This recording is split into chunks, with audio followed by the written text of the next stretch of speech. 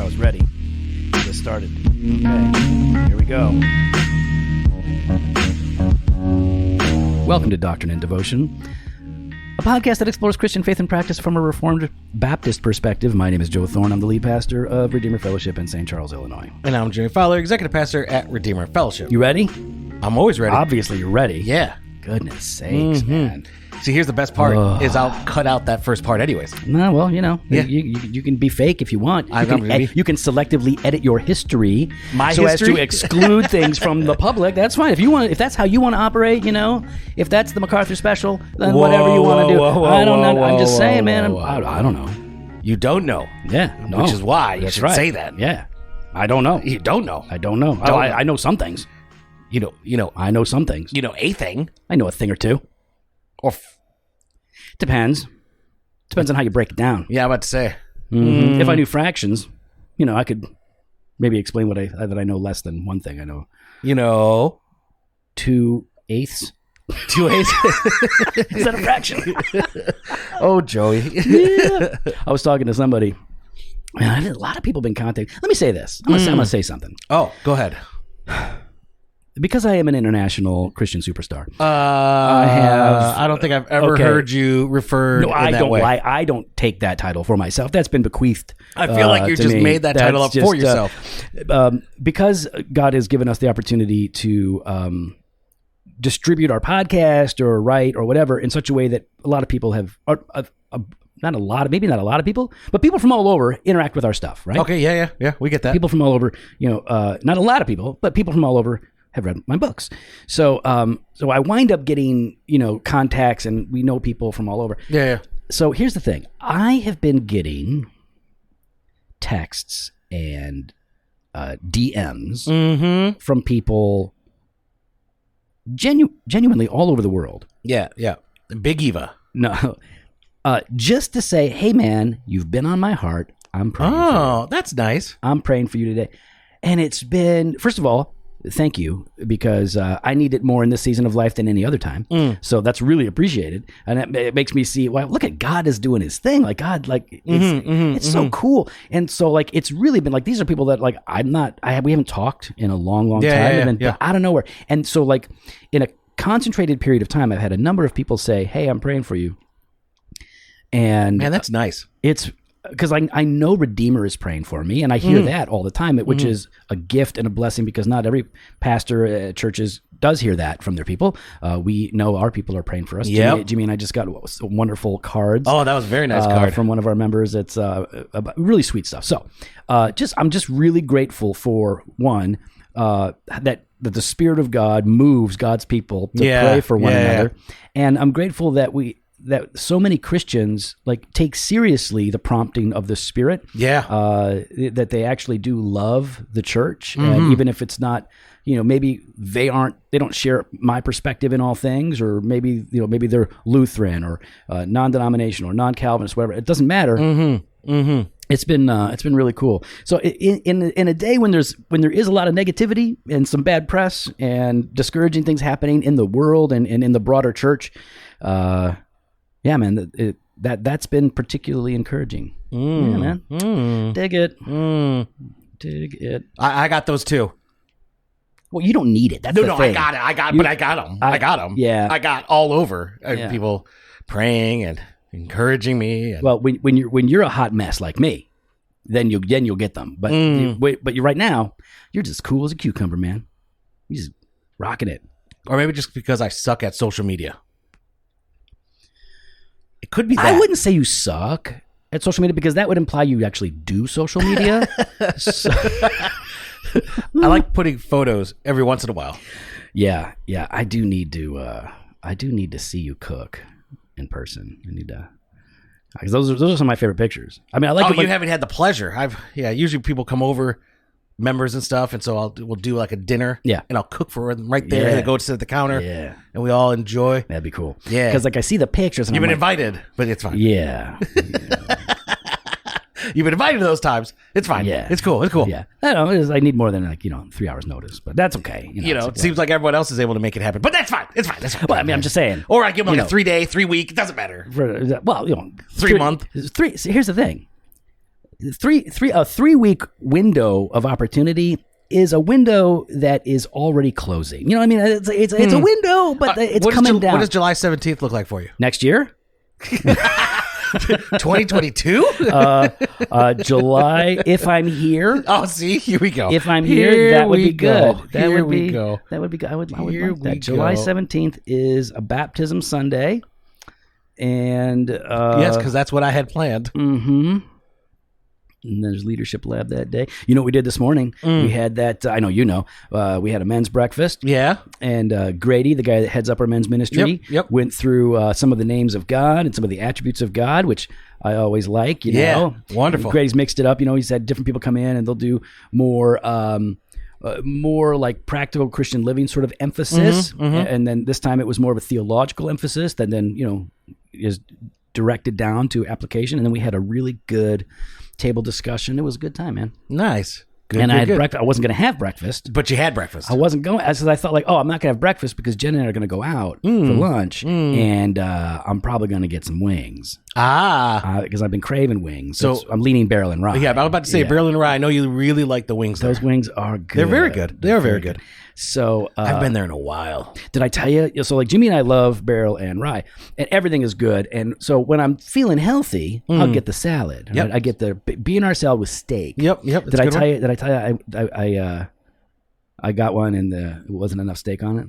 No, you didn't tell me this yet. Yeah. So I went there with Jen, and it was so little. First of all, it's a $20 salad, or it's $18 or whatever. Yeah. So I was like, what is up with this? It's like hardly any, and it wasn't even cooked to perfection, and it always is there. So it was a little weird.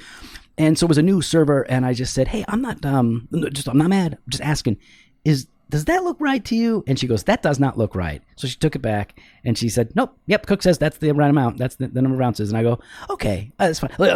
Just checking because it's normally, it feels like it's more, but that's fine.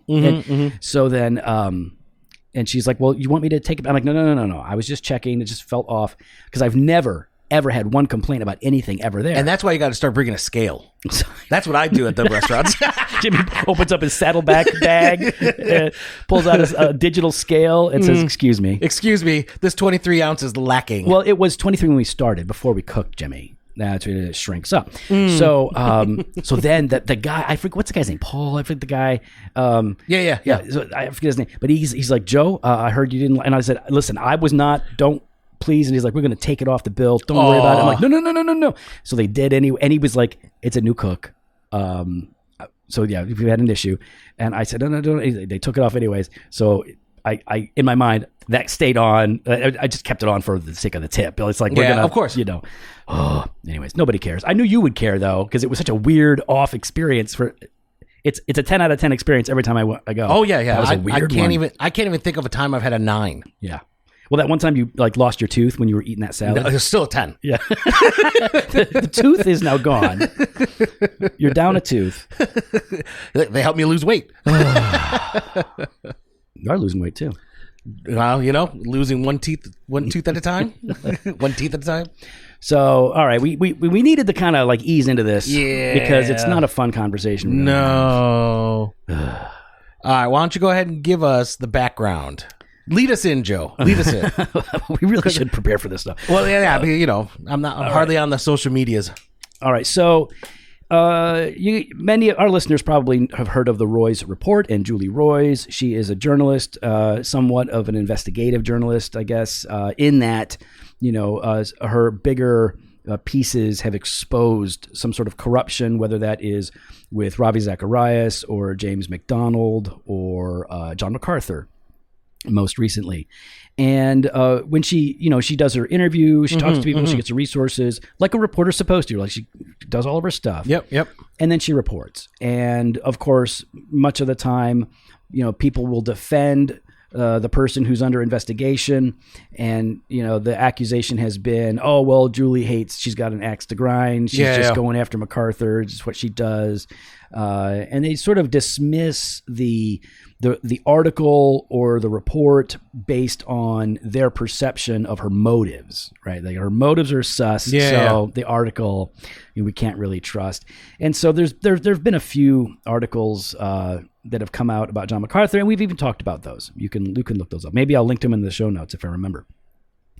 But most recently, the big article that came out on April 19th is exclusive. John MacArthur covered up pastor's sexual abuse, witnesses say. And so in this article, Jimmy, you're going to have to help me here. Remember this correctly. It just big sort of summary. There was a man who was on staff at the church. Correct. And he was accused by his young daughter that he was molesting her.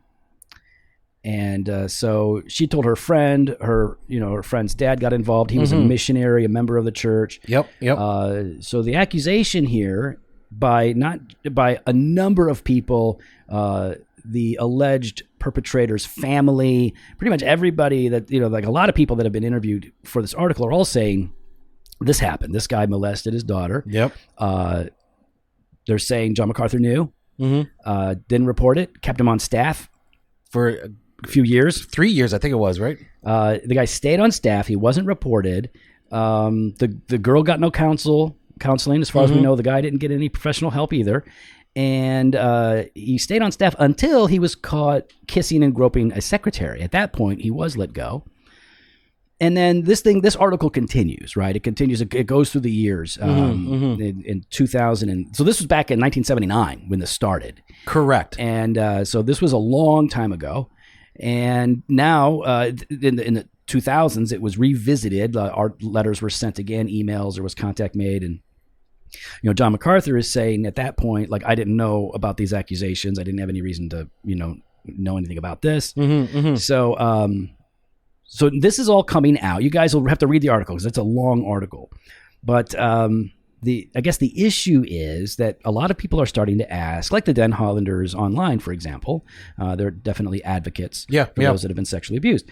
And so a lot of people are saying it's you can't continue to defend people in the face of this much evidence and accusation. You need to read, learn, try to discern, and then if there is enough information, you need to say something. Yeah. So that's what I thought we could talk about is what do we do when people that we admire or love or work with are charged and accused? What do we do, and why are we so hesitant to deal with it directly? Or why are we so tempted to just go into automatic, I'm going to defend them mode in the face of this evidence? So that's what I wanted us to talk about it. I know you wanted to talk about it once I told you what was happening on social media. Because while what happened or what is alleged to have happened at John MacArthur's church doesn't directly impact me, it's not really relevant directly to our church. Everyone is talking about this, and what is relevant is how we handle such accusations and how we respond to people that we admire and read, who are convicted of such crimes, or even just charged with such crimes, or even just accused. And at this point, it's an accusation, but there is a whole lot of evidence. So I'm going to go with I'm going to do your second question first. Okay. Why are people so amped to jump in right away? I think there's a number of reasons.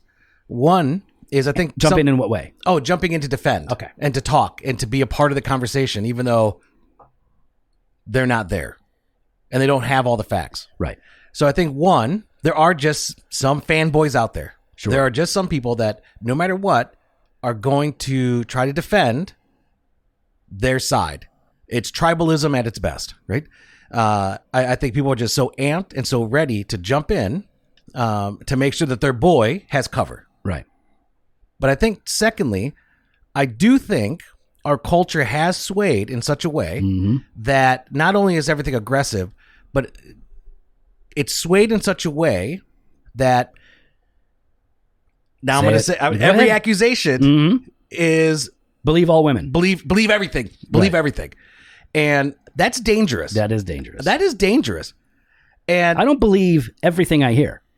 Yeah. But when somebody reports a crime, well, I take that very seriously.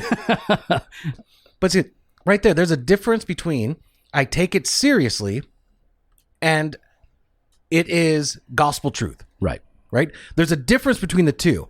And our culture today has made it that if there's an accusation, you are no longer innocent until proven guilty. Right. You are guilty until you can actually prove yourself innocent, which is extremely difficult to do. And it's too late then. It's too late. In the court of public opinion, you're done. Right. You're done.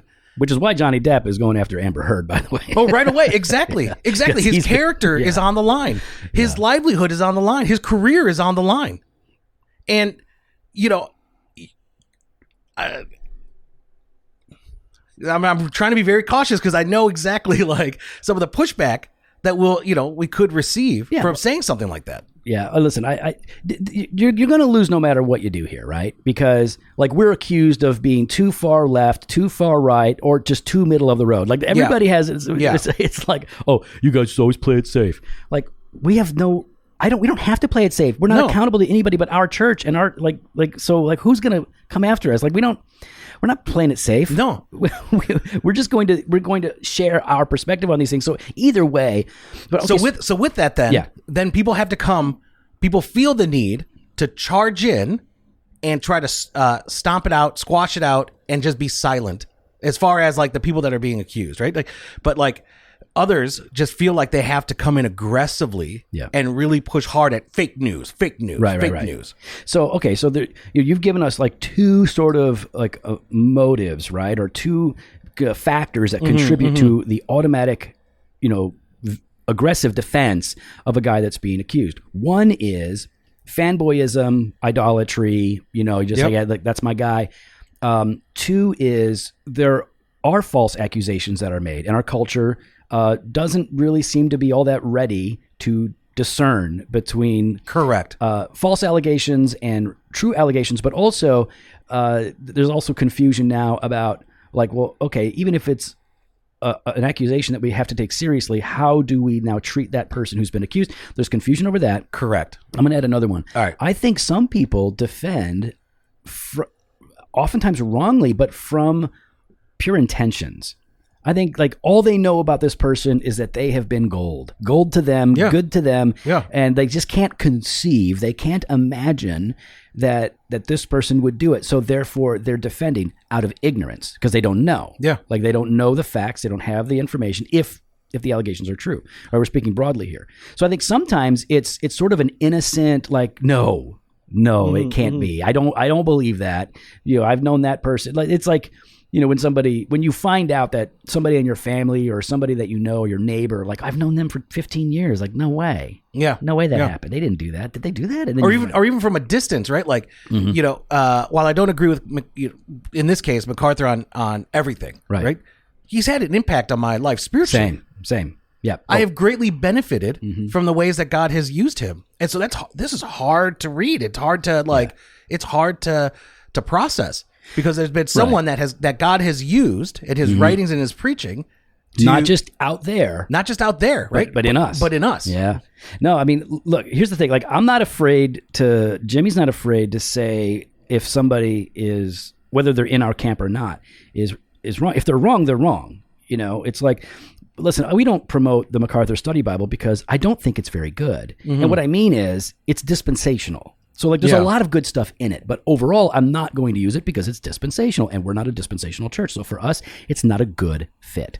Some of his books are great. Some of his books I don't like. Much of his preaching has been wonderful and it has had a great impact on me. And like with you, Jimmy, I was personally brought to a place of revival. Yes. And God used one of MacArthur's sermons that I heard him preach in Wheaton in 1995, I believe. So a great debt to how God has used MacArthur. But this stuff, these accusations, the emails that are shared, the handwritten letters that are shared, all of this stuff, we have to read it and we have to weigh it.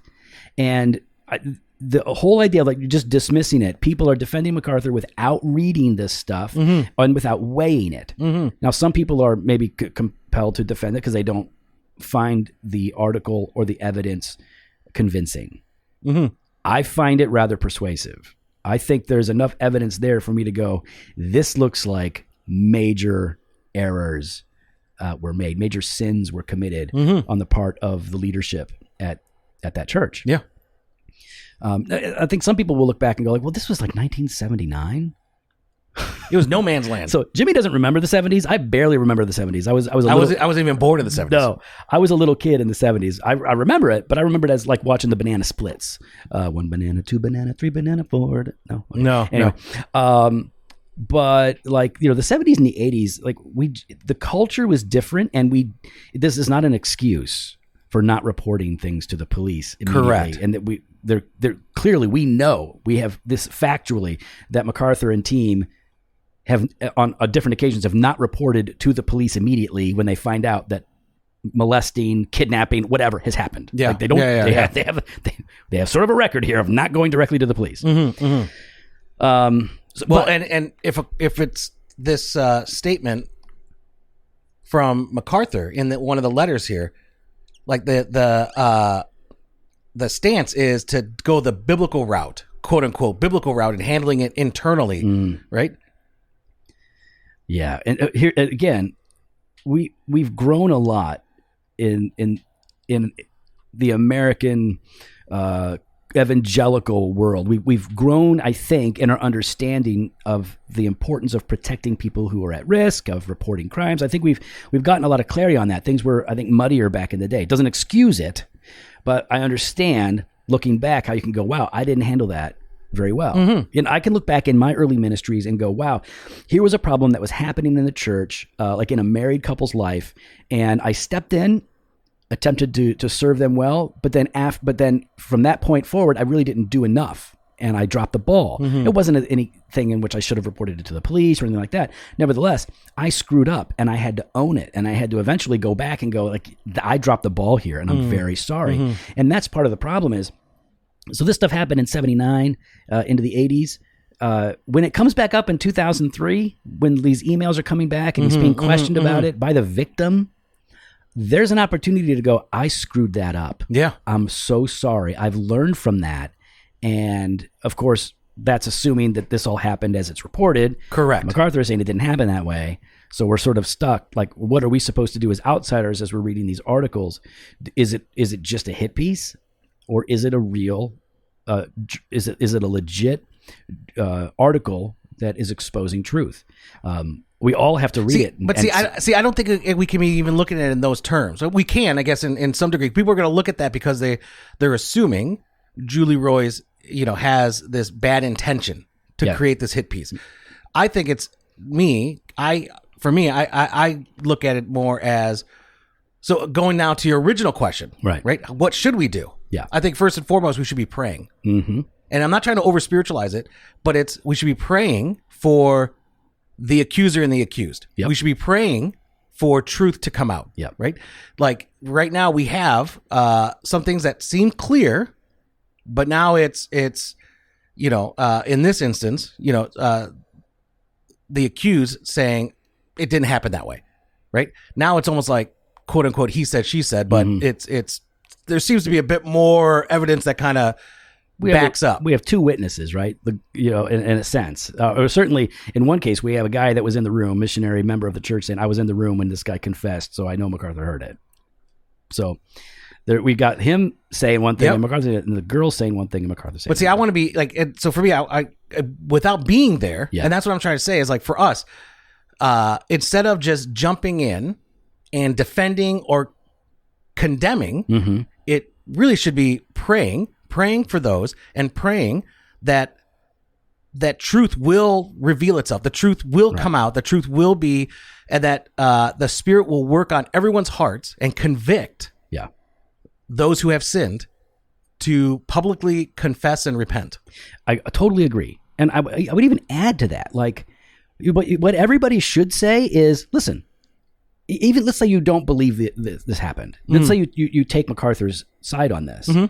Then you should still be willing to say, if MacArthur did these things, then this whole church needs to go through some sort of overhaul. There needs to be consequences. Some sort of reckoning. If this happened, then yes, but I don't believe it happened. Some people might say, but if this happened, yeah. So like, because we have to. Hopefully, we can all agree that shepherds are there to shepherd, to protect, to guard, to feed, to lead, to serve, and when little ones are exposed and then left on their own to deal with the consequences, this is a grievous sin. This is why judgment came to Israel, because the shepherds were not shepherding, right? Yeah. So I take this really seriously, and I'll tell you, when people aren't willing to go, yeah, this looks bad, this looks really bad. There's a lot that we could say, and I don't know why people can't say, whoa, like, this looks really bad for John MacArthur. Now, that doesn't mean that everything that is said, you're not saying that you believe everything that's in the article, but you're saying this looks bad.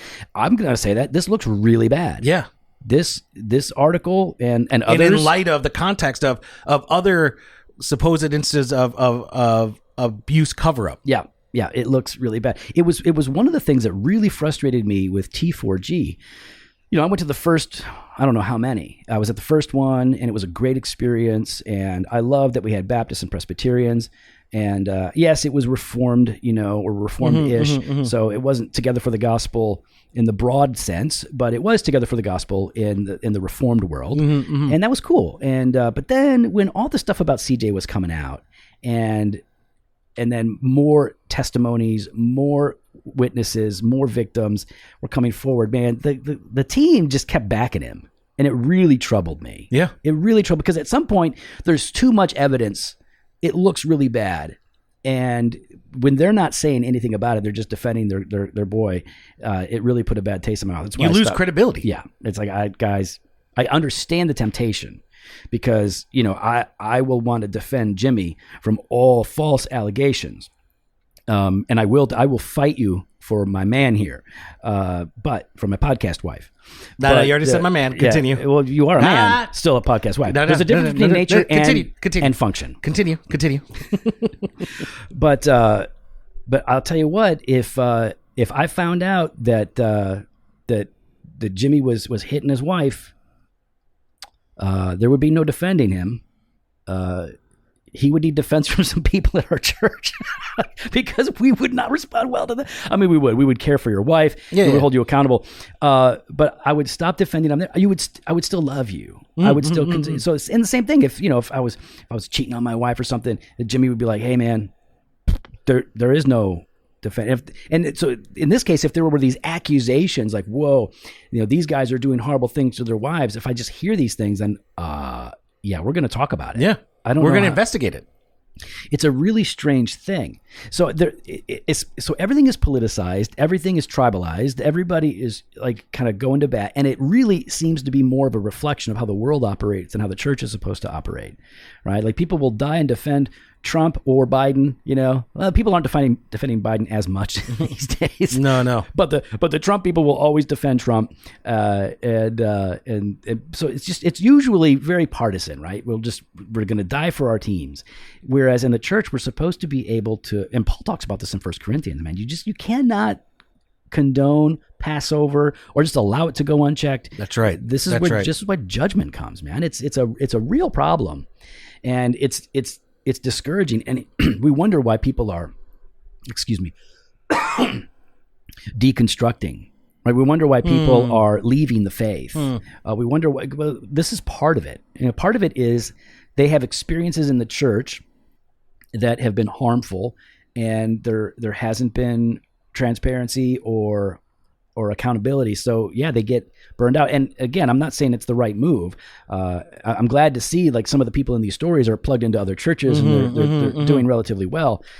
But I know many get so hurt and burned by an experience like this that they then attribute that to God, or to the concept of God, and they begin to walk away. Well, even just some of these, just some of the journals, like journal entries of, this young girl, this kid, pleading, Jesus, don't let him in the room. Yeah, it's really that's just really hard. That's really hard. Especially if you have kids, you love kids, then you can imagine how scared they would be. Again, is it possible that MacArthur didn't know? Well, sure, I guess anything's possible, but the evidence to me seems rather convincing. This looks really bad. Mm-hmm. So at this point, I don't know what the church is going to do, but this is definitely going to have an impact on how people see John MacArthur. This will have an impact. It is having an impact. I mean, I saw on social media people today not today, but this week, people throwing out John MacArthur study Bibles into the garbage. And of course, people are all upset. Like, you just threw a Bible in the garbage. Mm-hmm. They're like, no, I threw a product into the garbage. It was a study Bible. Other people are like, I don't want to get rid of these books. And other people are like, I'll take them. I'll learn from John for the rest of my life. So it's like, people are responding to this. I think what you and I would encourage people to do is to be thoughtful, to not be reactionary. Yeah. Right. But to actually read, weigh, pray, right? Like, you got to pray about it. You got to really desire the best possible outcome, which would be truth, confession and repentance wherever necessary, accountability, healing, restoration. I mean, you guys know, we're not, some of you might accuse us of being haters. We're not haters of John MacArthur. We disagree. I think he can be a hateful person. I mean, I've seen him socially interact on social media. I mean, we've referenced this before. He literally linked to our church and called out our church for being worldly, because we have something called pub talk, a discussion in the public forum at a pub. So I think he's been less than charitable, we could put it that way, in the past, which sort of encourages others to if he's to be less than charitable with him. Yeah, right? It's like, listen, let's be better. Yeah, right? Let's be honest. Let's be transparent. Let's weigh the evidence. And it's just, listen, I've learned the hard way. Your heroes, if you have them, will let you down. So don't idolize any man or woman, because you're going to find out that they have feet of clay. Well, we'd love to hear your thoughts. You can find us online on Instagram and Twitter at Doc and Devo, or on Facebook /Doctrine and Devotion. You can head to the website, drdevotion.com. There you can contact us. You can sign up for the email blast. Hit up the store, jofostore.com, and grab some gear. We got that fresh pod every Monday and Thursday, blog posts and video content over at the website. And we've got that all-access exclusive content, Banter Truth on Tuesdays, Weekday Wisdom, Monday through Friday. Head on over to doctrineanddevotion.com /all-access to sign up today. Later.